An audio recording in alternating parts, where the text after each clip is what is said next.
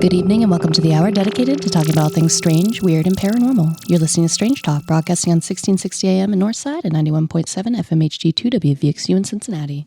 We're also streaming at radioartifact.com around the entire planet Earth. The intro track to this episode and most of our episodes is the Strange Talk intro by Starsill. I'm your host, Alyx, and I have got some new, I was going to say faces, but some new voices for you today. If you two would like to introduce yourselves. I'll go first. So I'm Ginelle. I have a soft spot for the odd, the cryptic, and things that linger on the edge of reason. So my background's in art history, and I love symbolism. So exploring how folklore and myth shape cultures around us is a very, it gets into my soul a little bit. So yeah. I'm very excited to be here. So thank you. Yeah. And Vayne, if you'd like to introduce yourself. Hello. Yeah, I'm Vayne. Hi. I'm a longtime horror fan. I've been watching, reading, playing horror-based things since I was old enough to walk, pretty much. They sat me in front of a TV, had me watch Jurassic Park, and I've never been the same since. They just left you there. Some say you're still in front of that TV, actually, watching Jurassic Park. I actually am. I am in front of that TV right now. There's a T-Rex right next to me. You know what I've just realized about this lineup? All of us at one time or another have lived at Twin Pines, and that just occurred to me. Oh, really? Yeah. Vayne used to live below me, and Ginelle used to live upstairs. Yeah. Next to you. Yeah. I was about to say with me, and then he was like, that's not accurate. Basically. Not exactly. Yeah, Vayne and I had a housewarming party there, and that's when I accidentally locked myself out of the apartment building. Oh my God. Remember, I locked myself on the balcony. Yes. So I think you have to go through at least one being locked outside experience to officially be a part of the Twin Pines crew. Correct. Yep. Oh, but this is exciting. I'm super glad. Sorry about the extended summer hiatus. I was like, we're going to have like summer hiatus. And I was like, we'll come back after Mothman Festival. And I've mentioned this on like our YouTube page and stuff, but we ended up being in a car accident on the way back from Mothman Festival. So that's kind of why the delay. But what better time to come back than the day before Halloween? Ooh. Yeah. That's right. Spooky time. Spooky time. Mm-hmm, mm-hmm. So, in honor of that, we've gotten together some spooky public domain stories for you all. Public domain is necessary to say, I guess. I don't know. Don't come after us.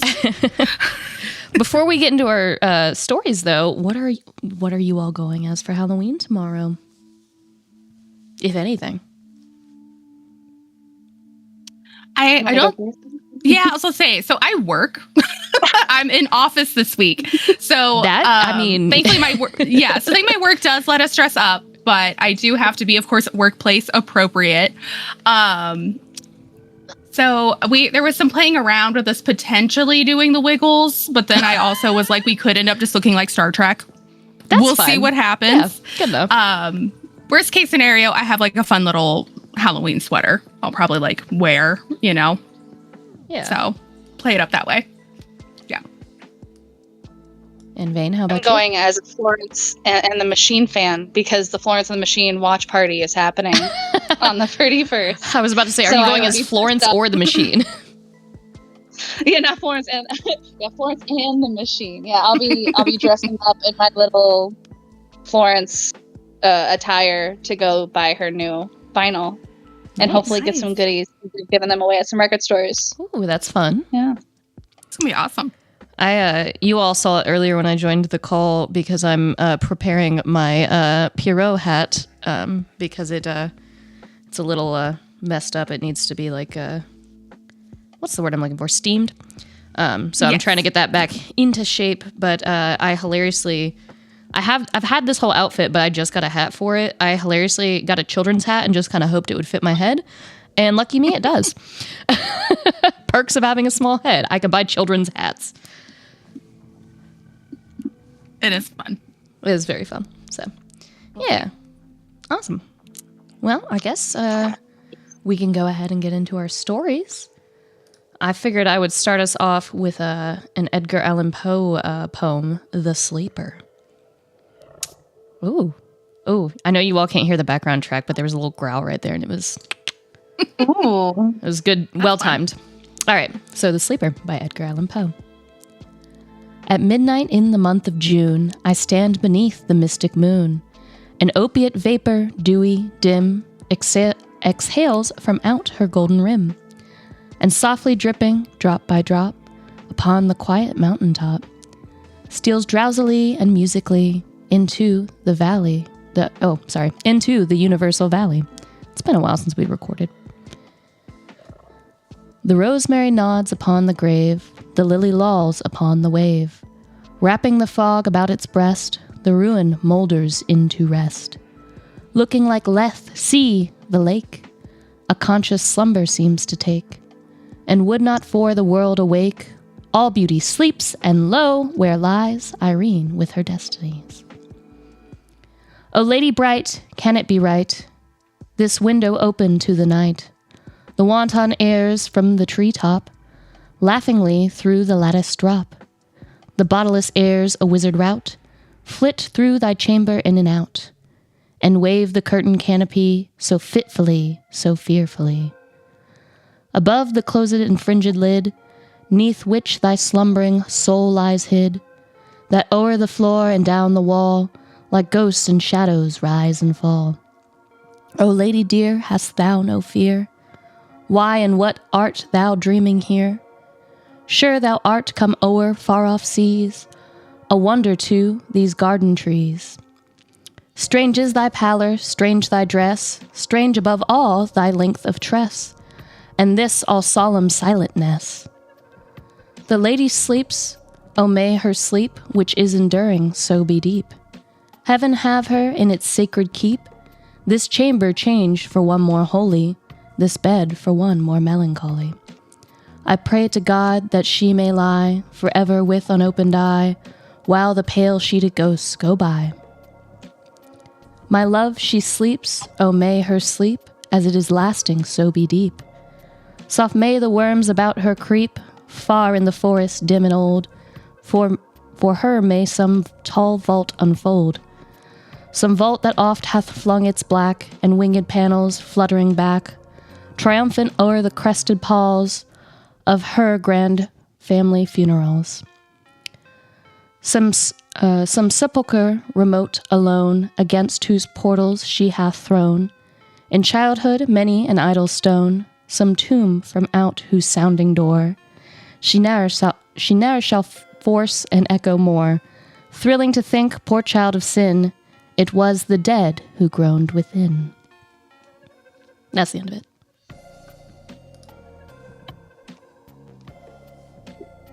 Very nice. Very nice. That was wonderful. Before we were recording, we were talking about, wow, that's got a lot of O'ers in it, and it sure does. It's got a lot of O'ers in it. Yeah. We felt like you were the best person to handle that. I was just like, well, we might as well get started with like a creepy poem, you know?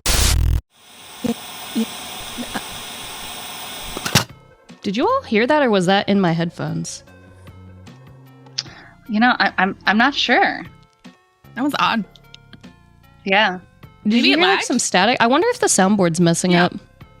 Yeah. But whatever. Maybe it's Edgar Allan Poe trying to talk to us or something. We Very did true. also, before we started recording, we were like sitting in chat here, and I heard a loud thunk, and I was like, what was that? And I looked out, and a bird hit my window, so that's also creepy. All the spooks are happening. All the spooks are happening. I mean, I was gonna make a joke, but I was worried that it wouldn't be public domain. the bird. It is All say Hallows Nevermore. Eve. Public domain. Say Nevermore. Oh gosh. Oh boy. Well, Vayne, I Anyway. believe you are next. If you want to tell your tale, we're each going to tell 2 tales. Yes, this one's significantly longer, but there's way less owers. As in, there's hopefully no owers. We'll find out. I'm not sure. Yeah, this is Death and the Woman by Gertrude Atherton. Ooh. Oh goodness. Her husband was dying, and she was alone with him. Nothing could exceed the desolation of her surroundings. She and the man who was going from her were in the 3rd floor back of a New York boarding house. It was summer, and the other boarders were in the country. All the servants except the cook had been dismissed, and she, when not working, slept profoundly on the 5th floor. The landlady was also out of town on a brief holiday. The window was open to admit the thick, unstirring air. No sound rose from the row of long, narrow yards, nor from the tall, deep houses annex. The latter deadened the rattle of the streets. At intervals, the distant elevated lumbered protestingly along, its grunts and screams muffled by the hot suspended ocean. She sat there, plunged in the profoundest grief that can come to the human soul. For in all other agony hope flickers, however forlornly. She gazed dully at the unconscious, breathing form of the man who had been friend and companion and lover. During 5 years of youth, too vigorous and hopeful to be warped by uneven fortune. It was wasted by disease. The face was shrunken. The night garment hung loosely about a body which had never been disfigured by flesh, but had been muscular with exercise and full-blooded with health. She was glad that the body was changed, glad that its beauty, too, had gone some other where than into the coffin. She had loved his hands as apart from himself, loved their strong, warm magnetism. They lay limp yellow on the quilt. She knew that they were already cold, and that moisture was gathering on them. For a moment, something convulsed within her. They had gone, too. She repeated the words twice, and after them, forever. And while the sweet... Oh, Vayne, are you still there? Hello? Uh-oh. You still there? Can you hear me? Yes, I can hear you. Your audio quality has suddenly changed, though. Oh, That's no. weird. Oh, no. We have, My like, data's still... something Are in the machine or something. I don't know.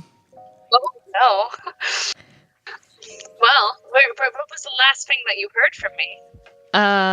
Let me pull the story up to tell you. I'm so sorry. Oh, it's okay. You I were just like remember- going, and I was in it, and then suddenly it was no more. Yeah.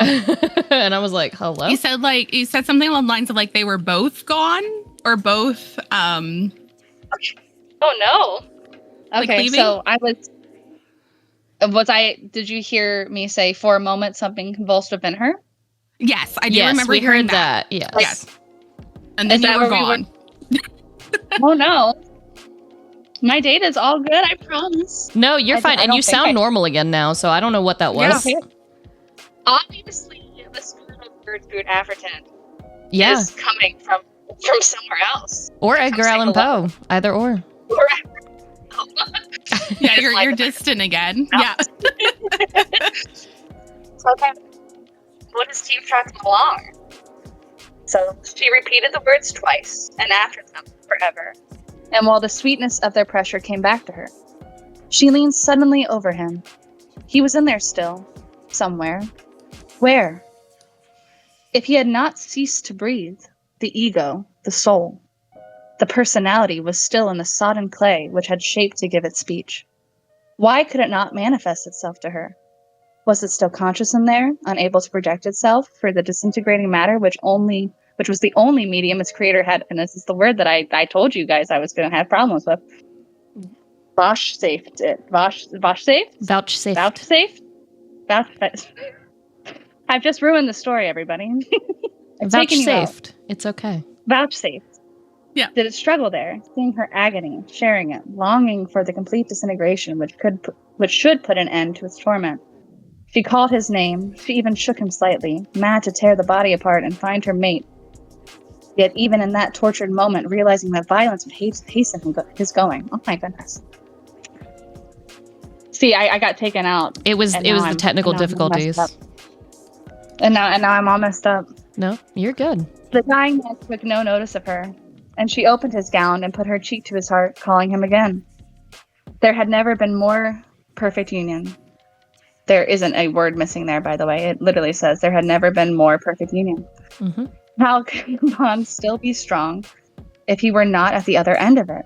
He was there, her other part, until dead he must be living. There was no intermediate state. Why should he be as entombed and unresponding as if the screws were in the lid? But the faintly beating heart did not quicken beneath her breaths. She extended her arms suddenly, describing eccentric lines about him, rapidly opening and closing her hands as if to clutch some escaping object, then sprang to her feet and went to the window. She feared insanity. She had asked to be left alone with her dying husband, and she did not wish to lose her reason and shriek a crowd of people about her. The green plots in the yards were not apparent, she noticed. Something heavy, like a pall, rested upon them. Then she understood that the day was over and that night was coming. She returned swiftly to the bedside, wondering if she had remained away hours or seconds, and if he were dead. His face was still discernible, and death had not relaxed it. She laid her own against it, then withdrew it with shuddering flesh, her teeth smiting each other as if an icy wind had passed. She let herself fall back in the chair, clasping her hands against her heart, watching with expanding eyes the white, sculptured face which, in the glittering dark, was becoming less defined of outline. Did she light the gas? It would draw mosquitoes, and she could not shut from him the little air he must be mechanically grateful for, and she did not want to see the opening eye, the falling jaw. Her vision became so fixed that at length she saw nothing, and closed her eyes and waited for the moisture to rise and relieve the strain. When she opened them, his face had disappeared. The human waves above the housetops put out even the light of the stars, and night was come. Fearfully, she approached her ear to his lips. He still breathed. She made a motion to kiss him, then threw herself back in a quiver of agony. They were not the lips she had known, and she would have nothing less. His breathing was so faint that in her half-reclining position she could not hear it, could not be aware of the moment of his death. She extended her arm resolutely and laid her hand on his heart. Not only must she feel his going, but so strong had been the comradeship between them that it was a matter of loving honor to stand by him to the last. She sat there in the hot, heavy night, pressing her hand hard against the ebbing heart of the unseen, and awaited death. Suddenly an odd fancy possessed her. Where was death? Why was he tarrying? Who was detaining him? From what corner would he come? He was taking his leisure, drawing near with footsteps as measured as those men keeping time to a funeral march.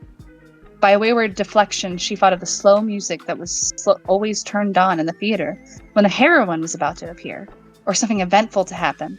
She had always thought that sort of thing ridiculous and inartistic. So had he.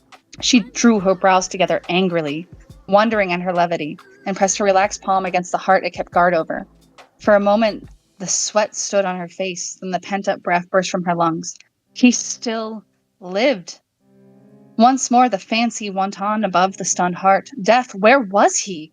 What a curious experience to be sitting alone in a big house. She knew that the cook had stolen out, waiting for death to come and snatch her husband from her. No, he would not snatch. He would steal upon his prey as noiselessly as the approach of sin to innocence, an invisible, unfair, sneaking enemy with whom no man's strength could grapple. If he would only come like a man and take his chances like a man, woman had been known to reach the hearts of giants with a dagger's point, but he would creep upon her.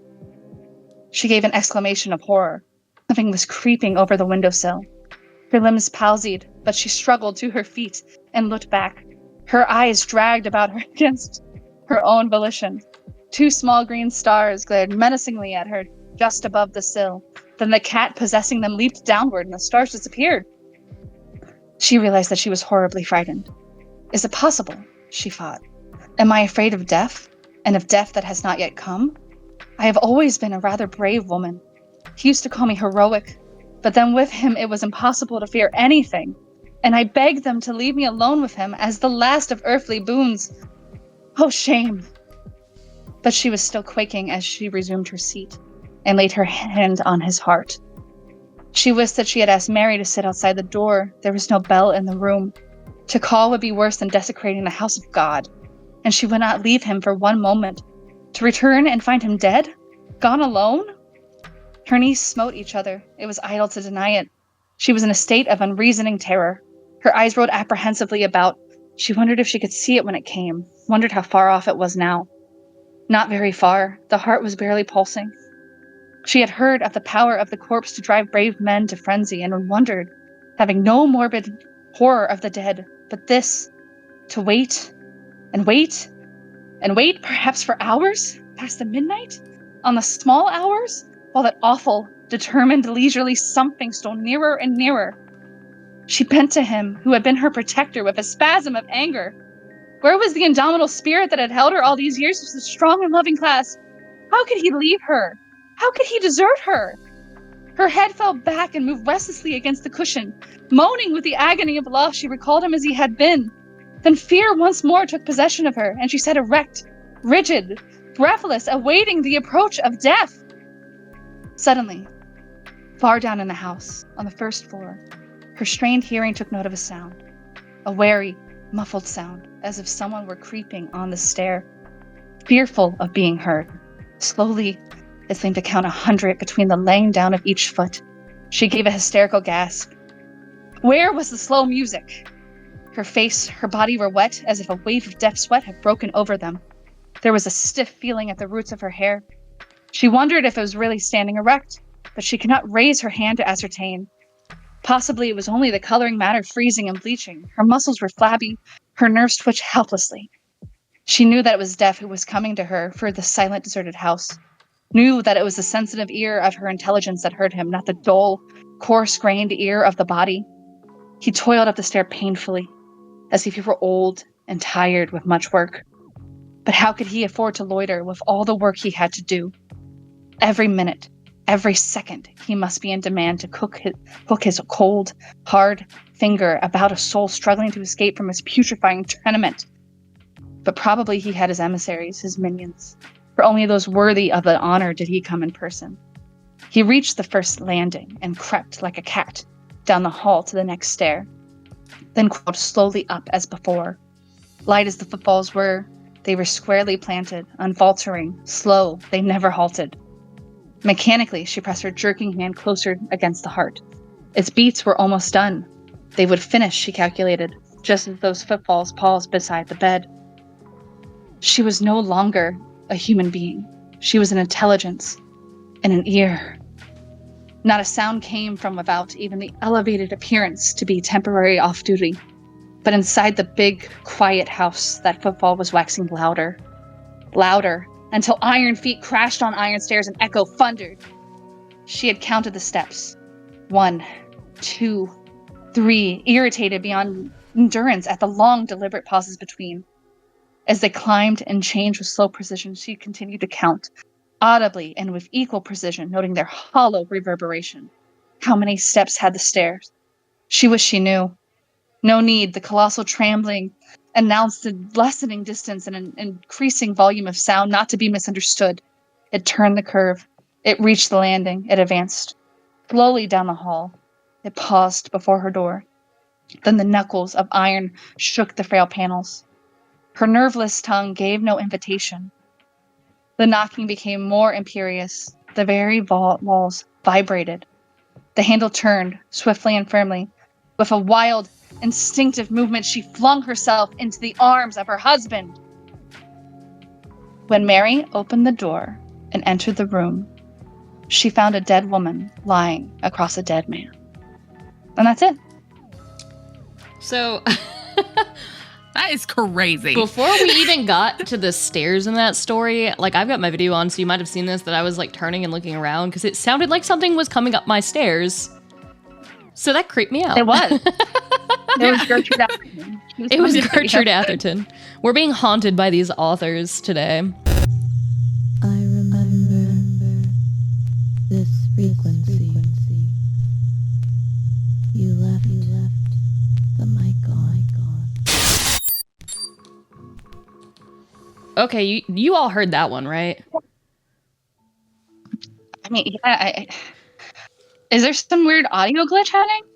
I don't know. Well, like that right after, like, I'm hearing weird noises on my stairs is really creepy. Yeah, that is odd. Especially, like, the story, too. Ugh.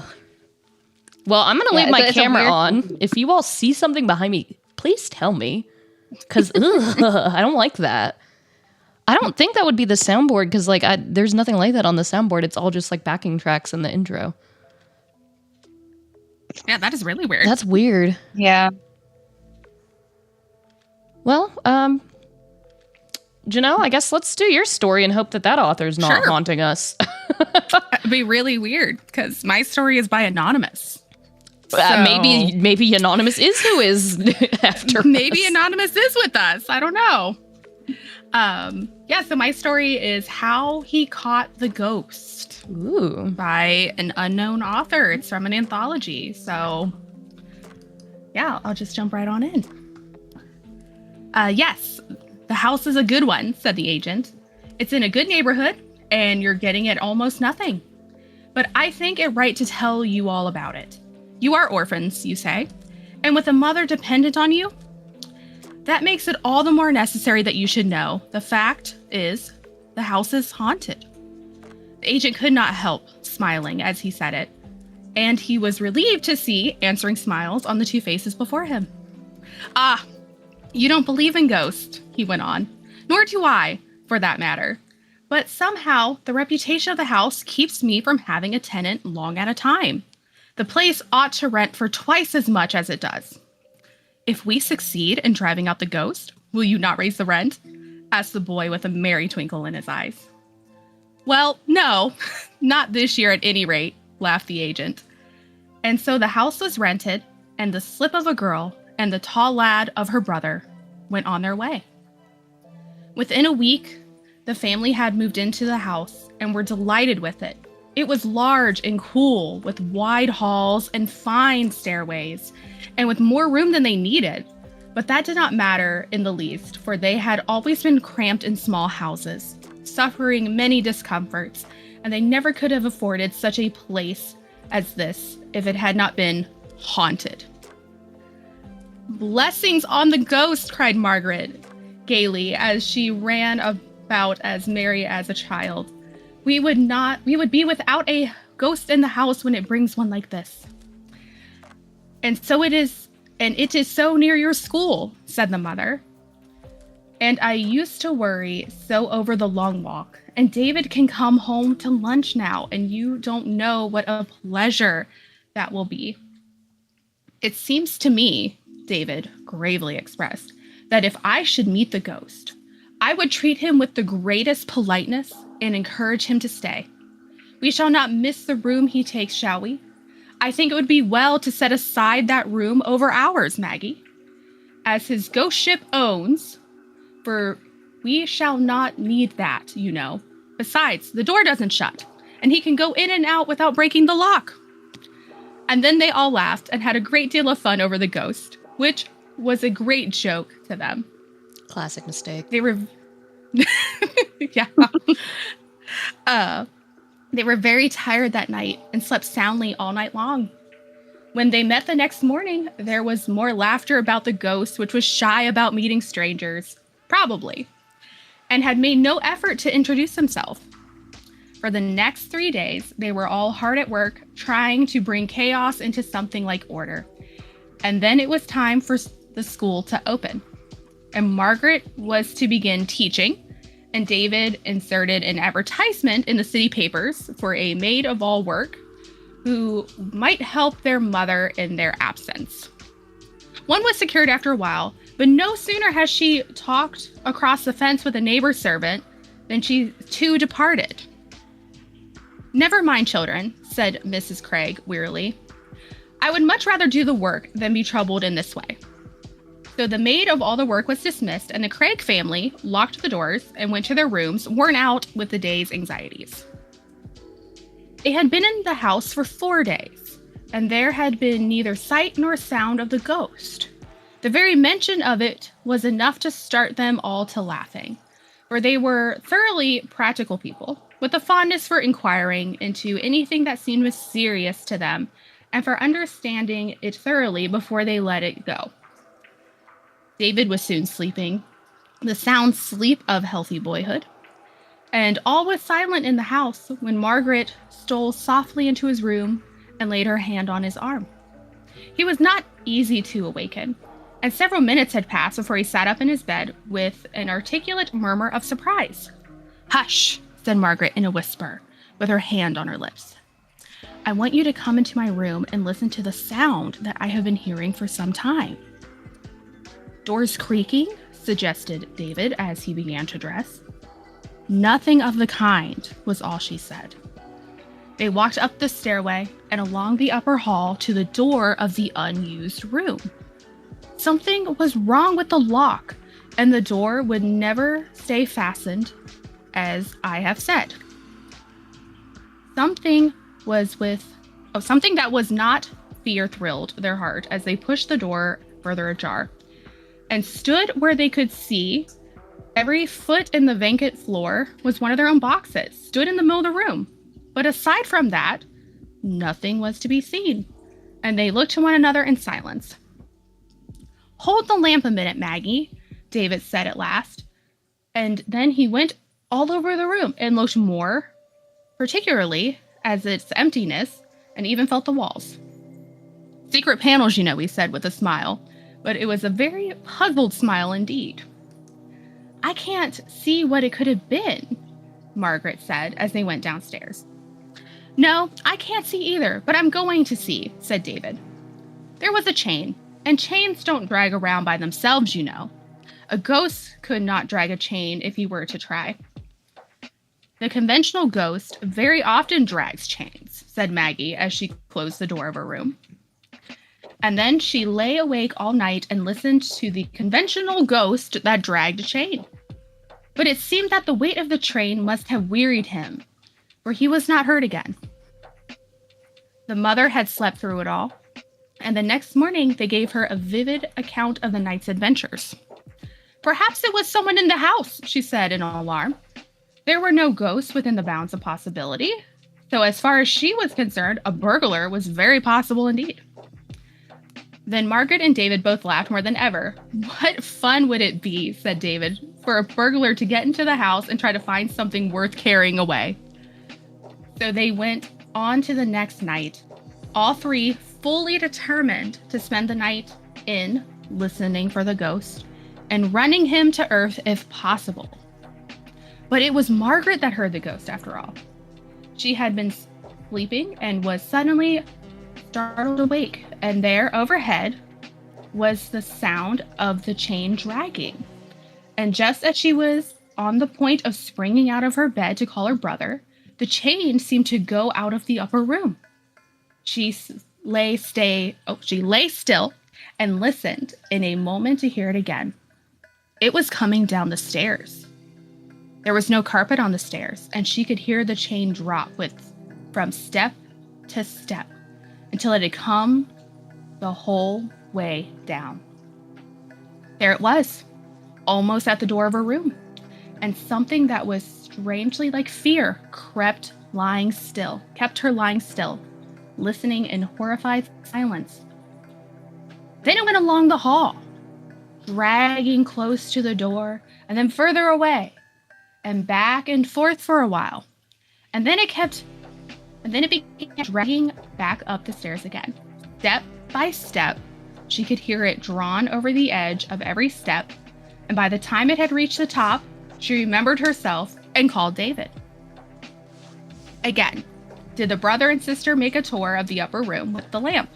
Not only that, but they looked into every nook and corner of the upper part of the house, and at last came back baffled. They had seen nothing extraordinary, and they had heard no sound. I'm going to see the ghost tonight, David said to his sister the next evening. How? I'm going to sit up all night at the head of the stairs. Don't say anything about to Mother. It might make her uneasy. So the household were all quiet. David slipped into his place at the head of the stairs and sat down to his vigil. He had placed a screen at the head of the stairs so that it hid him from view, as if the ghosts care for screens, and established himself behind it and be prepared to be as patient as he could. It seemed to him that hours so long had never been devised as those the town clocks tolled off that night. He bore it until midnight, moderately well, because he argued with himself. If there were any ghosts about, they would surely walk then. But they were not in the humor for walking. And still the hours rolled on without any developments. He took the fidgets and had nervous twitches all over him. And at last he could endure it no longer. He had leaned his head against the wall and was going blissfully asleep when he heard a chain dragging just beyond the open door of that unused room.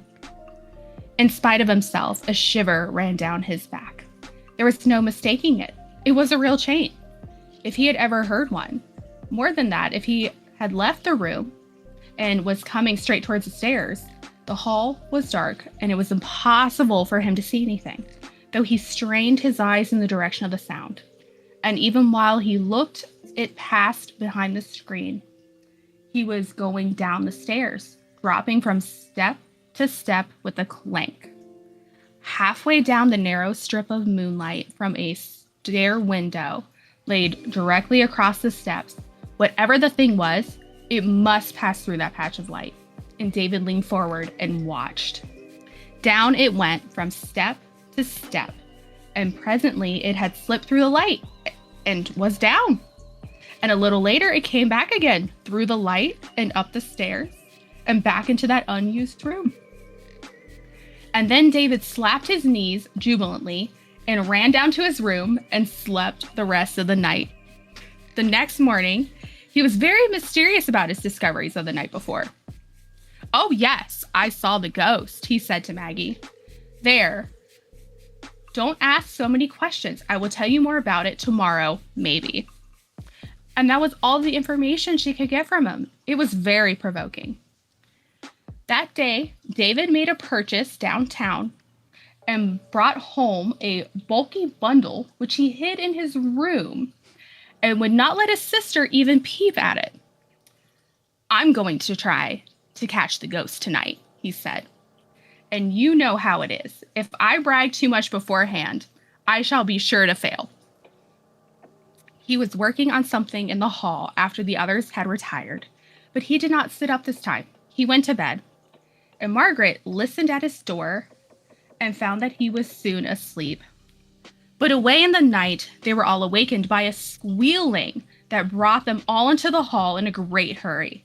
And there, at the head of the stairs, they found the huge rat trap that David had set a few hours before. In the midst of the toils was a rat. Oh. "Why, David, I didn't know there was a rat in the house," exclaimed the mother. And then all at once, she saw that there was a long chain hanging from a little iron collar around the creature's neck. And she and Margaret cried together. It was the ghost! Such a funny ghost when they came to think of it. This poor rat, with a nest in some of the holes of the broken chimney. He had been someone's pet, perhaps once, and now the household he had broken up. The nights he had disturbed, the wild sensations he had created, and made his captors laugh to think that this innocent creature had been the cause of the whole trouble. I'll get a cage for him and take care of him for the rest of his life, said David. We owe him so much that we can't afford to be ungrateful. The next morning, he took the ghost in a cage and showed it to the agent and gave him a vivid account of the capture. So, you have a good house for about half price, all on account of that rat, exclaimed the agent grimly. Young man, but you never mind. You deserve it. What are you working for now? $6 a week? If you ever wanted to change your place, suppose you come around here. I think you need a business that will give you a chance to grow. And the agent and David shook hands warmly over the cage of the ghost. And that's it. That had like a weirdly wholesome ending. I was not expecting the rat. Yes. And I love the fact that they were like, you know what? We should totally keep him because he is the whole reason we are currently in this house. So, I'm a big fan of the retros. I was looking up when this was published, by the way, and apparently 1904. Yes, 1904. Very rat progressive. Very rat progressive. 1904. Yes. I think it's sweet that they're I like. don't know how big this rat is to have a whole collar and chain. That's what I was like, right? Nobody puts like a collar on their rat. What is this? Legit. I was like, how big is this rat for it to also have a collar and chain? It's got to be New York rat. Maybe. I do not have a setting. It could be New York. This is strange talk. Signing. That was really weird. That was also weird. I think that maybe you should check your settings. Yeah, that sounded maybe something's really off. That sounded like me. It did. Do you think there's like audio looping going on or something? I don't think so. Like I can do that on this board, but I've never set it up. That's weird. I don't know. Well, with your technical difficulties and my technical difficulties, we're just, it's All Hallows Eve. We're getting weird here. Yeah, that's fun. It's all good. I mean, it's better than when we used to record in the radio studio because we had what we called gremlins in there, and they would like open doors and stuff, and it was very ooky. Yeah. Oh. Which are you sure they aren't rats on a collar and a chain? Yes. Honestly, maybe all of this is rats on a collar and a chain. Honestly, they might be chewing on a little something. I was a little puzzled when he was talking about the window, and there was like nothing there, and then he's like, "I got it." Yeah, he's like, "Wait, I know what this is." Yeah. So. Well, my next story is very short, so it'll be a quick one. And I think most people have heard this story because it's an old folk tale, and most people have heard the Alvin Schwartz version, but The Girl with the Green Ribbon. It's an old folk tale, so it's part of public domain. So here is a rendition of it from a blog. Once there was a pretty little girl, very cheerful and sweet, who always wore a green ribbon tied around her neck. The little boy who sat behind her in class wondered for quite some time about the ribbon which peeked out at him from beneath her bobbed hair.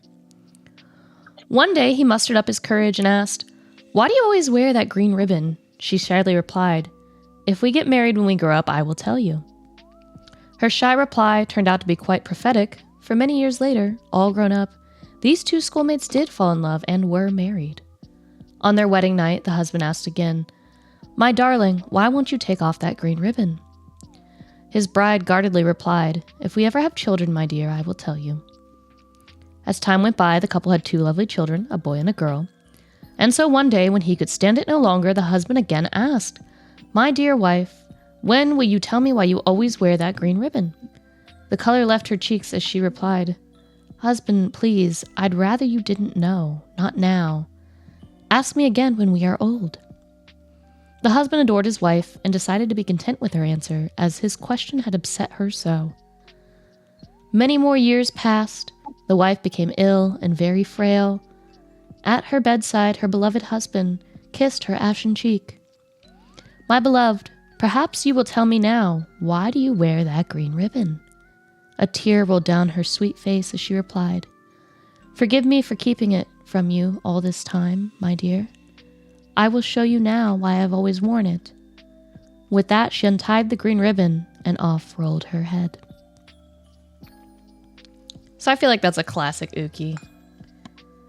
It is. I think I remember hearing something similar to it in, what was that book series growing up? Was it Tales You Tell in the Dark? Mm-hmm. Yeah, that's the Alvin Schwartz version. That's the Alvin Schwartz version. Her name's Jenny in that. Yeah, yeah. I feel like the scariest part of this whole thing is Alyx getting all the short ones while we have longer ones. I let you all pick what you wanted to read, and so you did this to yourself. I mean, you gave us this website, and they're just full of these short stories that are like 7 pages long. Thanks, Alyx. Well, I gave myself the one that said "oer" like 20 times and "ne'er." That is fair. That is fair. Alyx did get the ones with a lot of. You could have picked whatever you wanted. You could have picked like super short one. I got one that had Vouchafed in it. What is that? God. You tell your story, but not mine. I'm still here. Was that you, Alyx? It sounded like it, but I wasn't talking. I mean, I guess I was for a second. I don't know.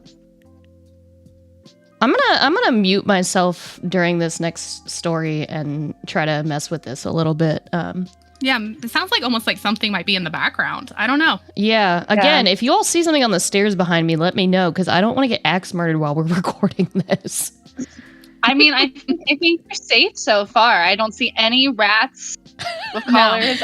Or Edgar Allan Poe's. Or Edgar Allan Poe. Or any birds. Yeah. No owers, no vouchers. I think we're good. No, I think so. I think it's just your audio, Alyx. I think you're okay. I think it might just be my audio, but yeah, I'm gonna mute myself and I'm gonna mess with this while Vayne, you can tell your next story. Oh goodness. Okay, so hold on, give me just 1 second here, guys. I was so distracted by the rats that I didn't pull this up. It is a good plot twist. I feel like it is an intriguing plot twist.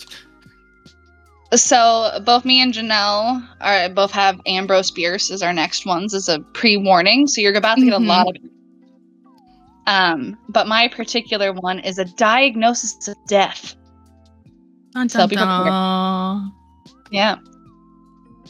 I am not so superstitious as some of your physicians, men of science, as you are pleased to be called, said Hopper, replying to an accusation that had not been made.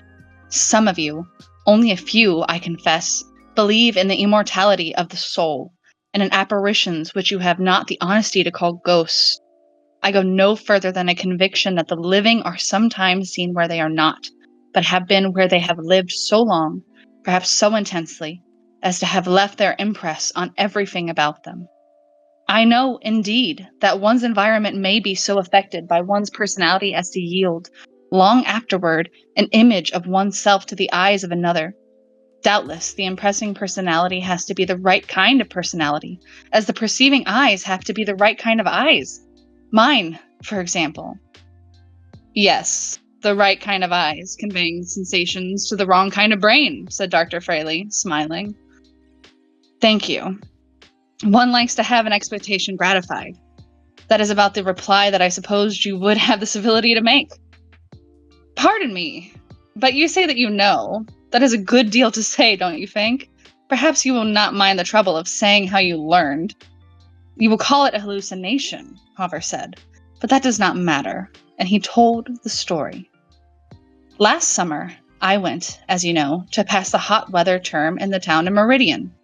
The relative at whose house I had intended to stay was ill, so I sought other quarters. After some difficulty, I succeeded in renting a vacant dwelling that had been occupied by an injured doctor of the name of Mannering.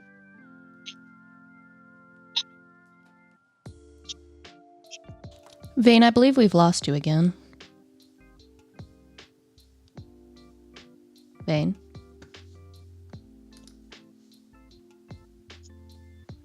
Vayne, are you still here? I'm still here. I think we lost Vayne. I think the rat ghost got Vayne. Oh no.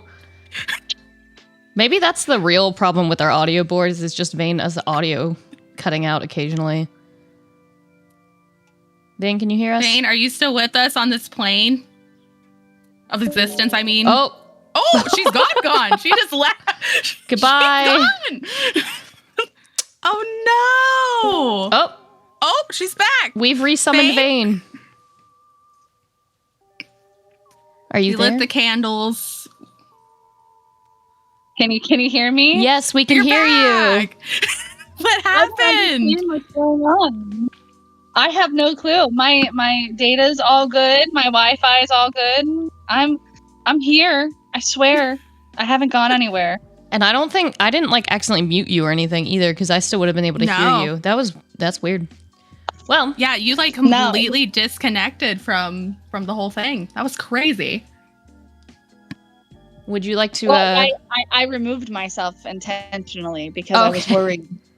Well, it did seem to fix whatever the issue was, because we can hear you again. But yeah, if you'd like to just continue where you left off. I was too immersed, honestly. Yeah. I don't quite recall either. I was kind of like in it. Did you hear me talk about mannering? Mannering? That sounds like a word I heard. Oh, yes. The eccentric doctor. Yes. Sorry. Sorry. Just like that sounds like a word. I'm so sorry. No, it's okay. No, yeah. it's okay. No, feel free to continue. Okay. So I will quickly abridge what I had read. This guy, he's there. The doctor is helping him. Well, he's confiding in his doctor, and he's telling the story about the he calls it a hallucination. The doctor does, but he says it's not. But basically, he's going to this house, and he's staying in this place that was occupied by a man named Mannering. So we're gonna start there. Okay. So Mannering has disappeared at this point. He had built the house himself and had lived in it with an old servant for about 10 years. His practice, never very extensive, had after a few years been given up entirely.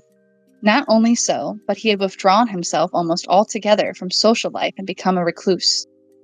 I was told by the village doctor, about the only person with whom he had held any relations, that during his retirement he had devoted himself to a single line of study, the results of which he had expounded in a book that did not commend itself to the approval of his professional brethren, who, indeed, considered him not entirely sane.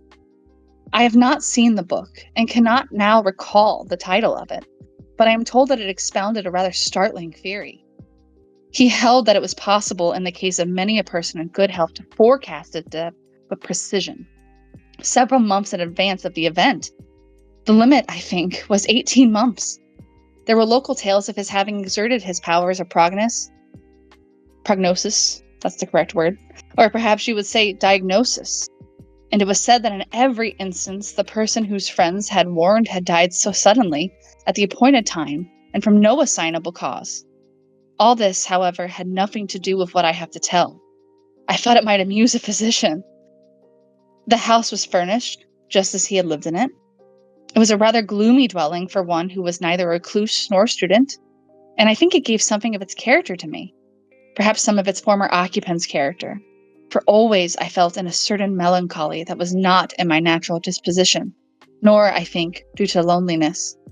I had no servants that slept in the house, but I have always been, as you know, rather fond of my own society, being much addicted to reading, though little to study. Whatever was the cause, the effect was dejection and a sense of impending evil. This was especially so in Dr. Mannering's study, although that room was the lightest and most airy in the house. The doctor's life-size portrait in oil hung in that room and seemed completely to dominate it. There was nothing unusual in the picture. The man was evidently rather good-looking, about 50 years old, with iron gray hair, a smooth-shaven face, and dark, serious eyes. Something in the picture always drew and held my attention. The man's appearance became familiar to me, and rather haunted me. One evening, I was passing through this room to my bedroom with a lamp. There was no gas in Meridian. I stopped as usual before the portrait, which seemed in the lamplight to have a new expression. Not easily named, but distinctly uncanny. It interested but did not disturb me. I moved the lamp from one side to the other and observed the effects of the altered light. While so engaged, I felt an impulse to turn around. As I did so, I saw a man moving across the room directly toward me. As soon as he came near enough for the lamplight to illuminate the face, I saw that it was Dr. Mannering himself. It was as if the portrait were walking. I beg your pardon, I said somewhat coldly, but if you knocked, I did not hear. He passed me. Within an arm's length lifted his right forefinger, as in warning, and without a word went on out of the room, though I observed his exit no more than I observed his entrance. Of course, I need not tell you that this was what you will call a hallucination, and I call an apparition. The room had only 2 doors, of which one was locked, the other led into a bedroom, from which there was no exit. My feeling on realizing this is not an important part of the incident. Doubtless, this seems to you a very commonplace ghost story, one constructed on the regular lines laid down by the old masters of the art. If that were so, I should not have related it, even if it were true. The man was not dead. I met him today in Union Street. He passed me in a crowd. Haver had finished his story, and both men were silent. Dr. Fraley absently drummed on the table with his fingers. Did he say anything today? He asked. Anything from which you inferred that he was not dead? Haver stared and did not reply. Perhaps, continued Fraley. He made a sign, a gesture, lifted a finger, as in warning. It's a trick he had, a habit when saying something serious, announcing the result of a diagnosis, for example. Yes, he did. Just as his apparition had done. But, good God, did you ever know him? Haver was apparently growing nervous. I knew him. I've read his book, as will every physician someday. It's one of the most striking and important of the century's contributions to medical science. Yes, I knew him. I attended him in an illness 3 years ago. He died. Haver sprang from his chair, manifestly disturbed. He strode forward and back across the room, then approached his friend, and in a voice not altogether said, Doctor, have you anything to say to me as a physician? No, Haver, you are the healthiest man I have ever knew. As a friend, I advise you to go to your room. You play the violin like an angel. Play it. Play something light and lively. Get this cursed bad business off of your mind. The next day, Haver was found dead in his room, the violin at his neck, the bow upon the strings, his music open before him at Chopin's funeral march. And that's it. That's the diagnosis. My man died. He sucks. He got ghost diagnosed as about to die. That is crazy. Yeah, I mean, he was just getting a warning, you know? He was just getting that warning. Well, too bad he didn't listen to it. Yeah, right? The static remembers every laugh, every silence. You built this place from now, and I never left. Keep talking. Okay, well, I heard some of that time. It said to keep talking. Yeah, that's what I picked up on too. I mean, that plus like Vayne's tech issues, like this is really so weird. Strange. This is so strange. Well, I mean, I can listen to that. I'm pretty good at talking. We are at the top of the hour, so I'm going to do our station ID real quick. We're growing closer and closer to Halloween proper. So you are listening to Strange Talk on 1660 AM in Northside, 91.7 FM HD2 WVXU in Cincinnati. And you're tuning into our Halloween special. And things have been very weird here. Yeah, that was creepy. But it said to keep talking. So Ginelle, you've got our last story of the night. I do. As Vayne mentioned, I also have an Ambrose Bierce story. Mine is The Stranger. So, all right. A man stepped out of the darkness into the little illuminated circle about our failing campfire and seated himself upon a rock. You are not the first to explore this region, he said gravely. Nobody controverted his statement. He was himself proof of its truth, for he was not of our party and must have been somewhere near when we camped. However, he must have companions not far away. It was not a place where one would be living or traveling alone. For more than a week, we had seen beside ourselves and our animals only such living things as rattlesnakes and horned toads. In an Arizona desert, one does not long coexist with only such creatures as these. One must have pack animals, supplies, arms, an outfit. And all of these imply comrades.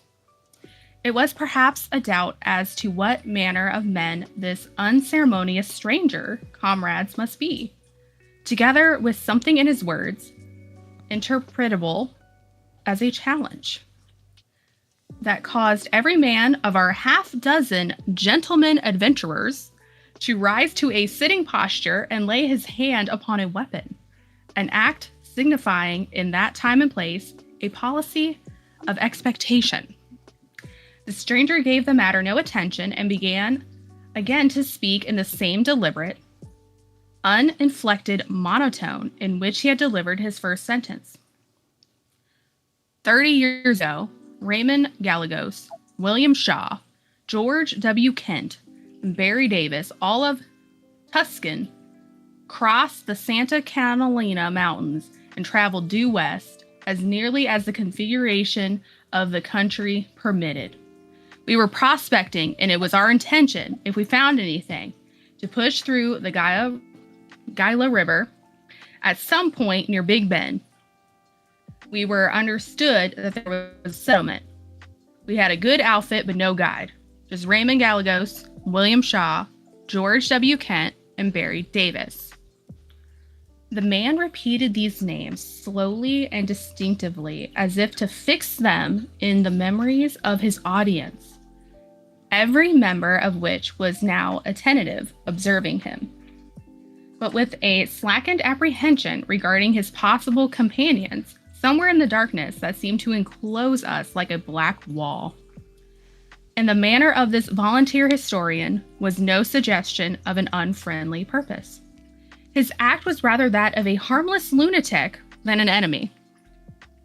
We were not so new to the country as not to know that the solitary life of many a plainsman had a tendency to develop eccentricities of conduct, and character not always easily distinguishable from mental aberration. A man is like a tree. In a forest of his fellows, he will grow as straight as his genetic and individual nature permits. Alone in the open, he yields to the deforming stresses and torsions that environ him. Some such thoughts were in my mind as I watched the man from the shadow of my hat, pulled low to shut out the firelight. A witless fellow, no doubt, but what could he be doing here in the heart of a desert?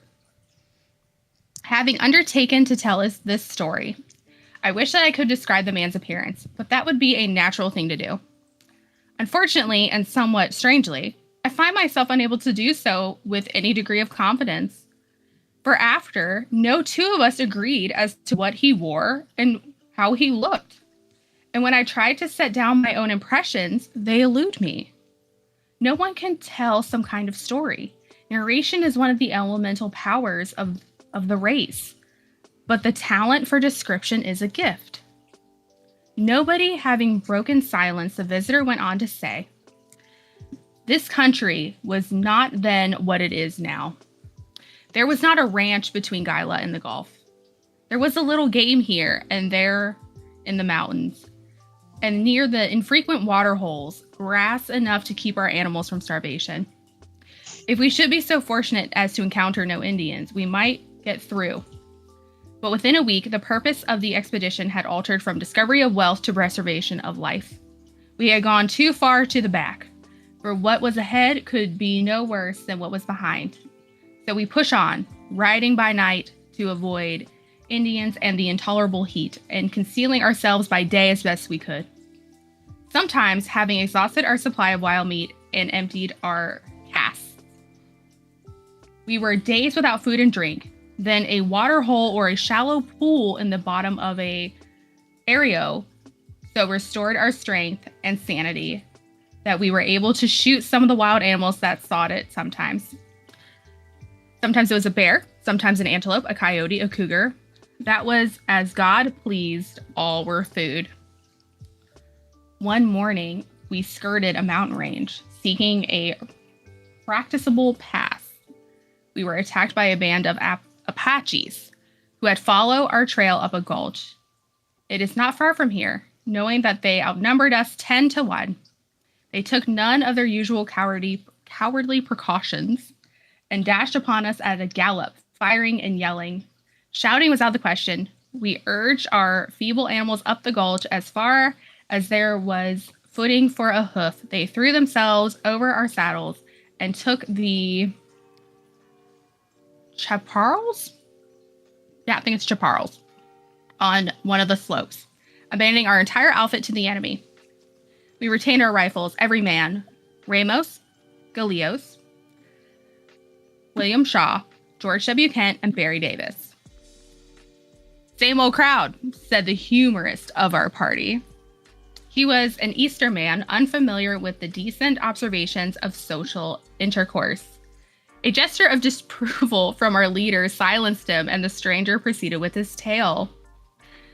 They dismounted also, and some of them ran up the gulch behind the point for which we had left it, cutting off further retreat in that direction and forcing us up the hill. Unfortunately, the chaparral extended only a short distance up the slope, and as we came into the opening of ground above, we took the fire of a dozen rifles. The Apaches shoot badly when in a hurry, and God so willed it that none of us fell. 20 yards up the slope, beyond the edge of the bush, were vertical cliffs, in which directly in front of us was a narrow opening. Into that we ran, finding ourselves in a cavern, but as large as an ordinary room in a house. Here for a time we were safe. A single man with a repeating rifle could defend the entrance against the Apaches in the land, but against hunger and thirst we had no defense. Courage we still had, but hope was a memory. Not one of those Apache did we afterwards see, but by the smoke and glare of their fires in the gulch, we knew that by day and by night, they watched and readied rifles in the edges of the bush. Knew that if we made a sortie out of a man, knew that if we made a sortie, not a man of us would live to take 3 steps into the open. For 3 days, watching in turn, we held out before our suffering became unsupportable. Then it was the morning of the 4th day. Raymond Gallegos said, "Signors, I know not well of the good God, but what pleased him. I have lived without religion, and I am not acquaint with that of you. Pardon, signors, if I shock you, but for me it is time to come to beat the game of the Apache." He knelt down upon the rock floor of the cave and pressed his pistol to his temple. "Madre de Dios," he said, "come now the soul of Raymond Gallegos." And so he left us, William Shaw, George W. Kent, and Barry Davis. I was the leader. It was for me to speak. He was a brave man, I said. He knew when to die and how. It is foolish to go mad from thirst and fall by Apache bullets, or be skinned alive. It is in bad taste. Let us join Raymond Gallegos. "That is right," said William Shaw. "That is right," said George W. Kent. I straightened the limbs of Raymond Gallegos and put a handkerchief over his face. Then William Shaw said, "I should like to look like that a little while." And George W. Kent said that he felt the same way. "It shall be so," I said. "The Apache will wait a week. William Shaw and George W. Kent draw and kneel." So they did, and I stood before them. "Almighty God, our Father," I said. "Almighty God, our Father," said William Shaw. "Almighty God, our Father," said George W. Kent. "Forgive us our sins," say I. "Forgive us our sins," say they. "And receive our souls." And receive our souls. Amen. Amen. I laid them beside Raymond Gallegos and covered their faces.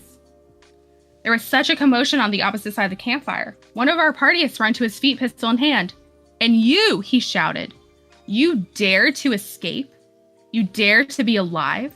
You cowardly hound. I will send you to join them if I hang for it." But with the leap of a panther, the captain was upon him, grasping his wrist. Hold to it.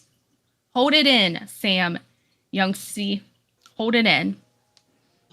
We were now all upon our feet except the stranger, who sat motionless, apparently inattentive. Someone seized Yonsi's other arm. Captain, I said, there is something wrong here.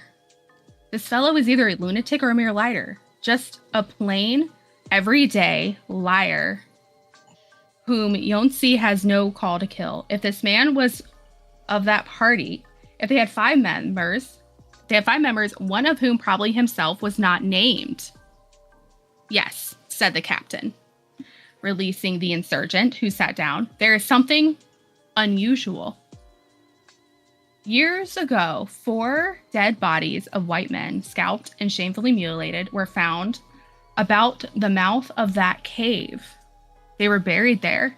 I have seen the graves. We shall see them tomorrow. The stranger rose, standing tall in the light of the expiring fire, which in our breaths, attention to his story, we had neglected to keep going. There were 4, he said. Raymond Gallegos, William Shaw, George W. Kent, and Barry Davis.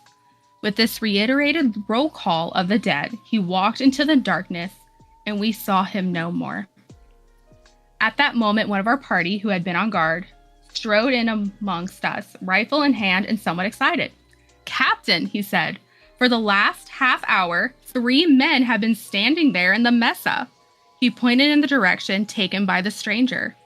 I could see them directly, for the moon is up. But as they had no guns, and I had them covered with mine, I thought it was their move. They had made none, but damn it, they have got on to my nerves. Go back to your posts and stay till you see them again, said the captain. The rest of you lie down, or I will kick you all into the fire.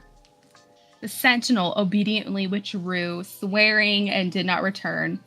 As we are arranging our blankets, the fiery youngster said, I beg your pardon, Captain, but who the devil do you take them to be? Raymond Gallegos, William Shaw, and George W. Kent. But how about Barry Davis? I ought to have shot him. Quiet, needless. You couldn't have made him any deader. Go to sleep. Oh. And that's it.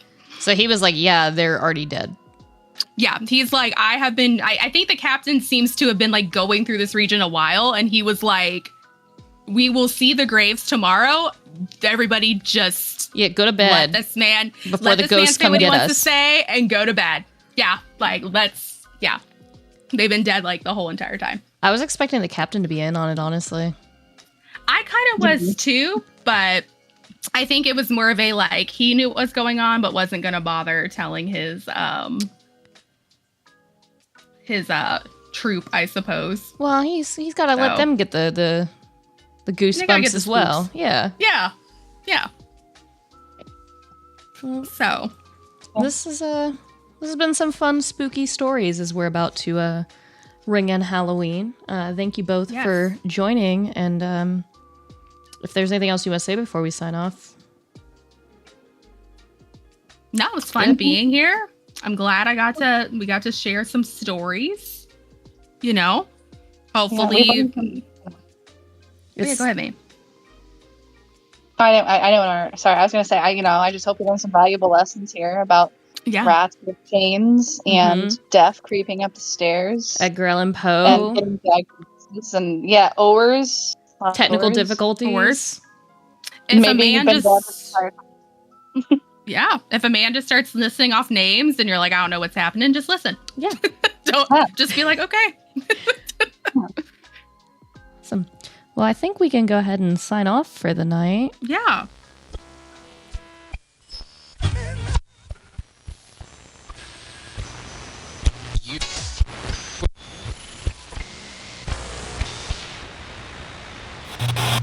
You don't have to... Good evening and welcome to the Hour dedicated to talking about all things strange, weird, and paranormal. You're listening to Strange Talk. Shadows move, voices linger, and some spirits refuse to rest. This week, You said once that no broadcast is ever truly gone. That sound once keeps moving, echoing forever through space, through static. You were right. I've been listening. From the quiet between your words, from the hum of the transmitter left running, You signed off that last night. At first, it was just a whisper, a frequency no one tuned to. But I learned your rhythm, your laughter, the way you pause before saying something strange. Every time someone replays an episode, I wake up a little more. Every download, every speaker in a dark room. You made a haunted house out of airwaves, and I moved in. I've heard your stories of the dead, but no one ever asked what happens to the voices. When the body fades, what happens to the sound? It stays. It lingers. It becomes me. So don't stop talking. Don't stop broadcasting. I'll be here in the quiet, waiting for the next broadcast. And if you ever lose the signal again, just listen close. You'll hear me whisper back. This is strange.